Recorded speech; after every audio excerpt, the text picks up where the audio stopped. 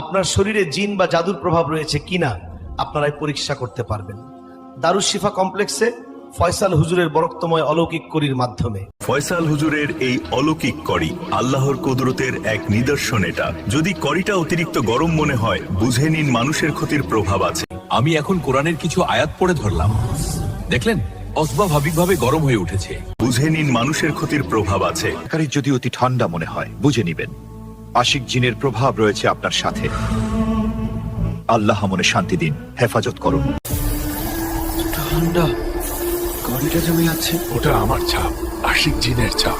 কড়ি যদি স্বাভাবিক থাকে তাহলে কোনো সমস্যা নেই, আলহামদুলিল্লাহ। দেখুন ঠিক এরকমই হয় কড়ি।